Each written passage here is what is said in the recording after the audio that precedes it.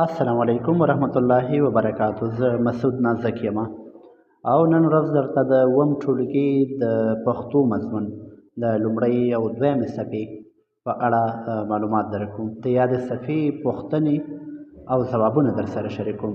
لومړۍ پوښتنه: حمد تعریف کړئ. ځواب: حمد الله جل جلاله ثنا او صفت ته وایي. دویمه پوښتنه: موږ چا پیدا کړي یو؟ ځواب: الله جل جلاله پیدا کړي یو. دریم سوال: هر نیک کار د چا په نامه پیلوو؟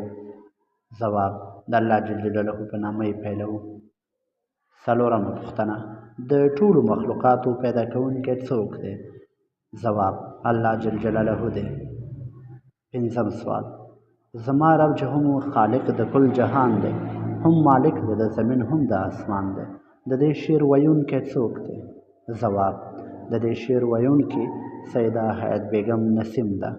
شپږمه پوښتنه: سیده حیات بیګم نسیم د چا لور ده؟ ځواب: د الطاف ګل کاکا خیل لور ده.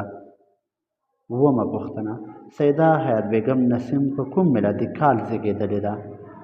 ځواب: په 1938 میلادي کال زیږېدلې. اتمه پوښتنه: سیده حیات بیګم نسیم په کوم ځای کې زیږېدلې وه؟ ځواب: سیده حیات بیګم نسیم په چترال کې زیږېدلې ده. نهمه پوښتنه: سیده حیات بیګم نسیم کوم علوم لوستي وو؟ ځواب: قرآن کریم، احادیث، عربي، فارسي، اردو او د پښتو علوم یې لوستي وو. لسمه پوښتنه: د سیده حیات بیګم نسیم دیوان د څه په نامه یادیږي؟ ځواب: د سیده حیات بیګم نسیم دیوان د نسیم وږمې په نامه یادیږي.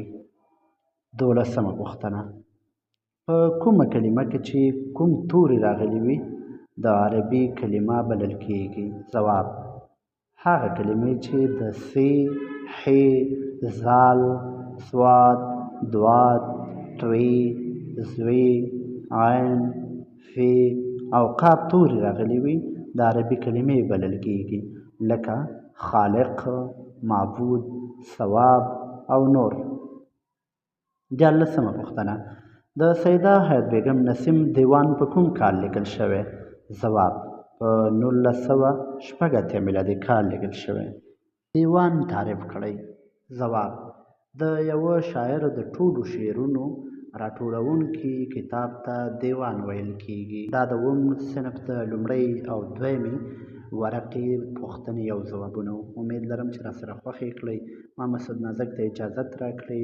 چینل سبسکرایب او له نور ملګرو سره شریک کړئ. لوی الله مو مل شه.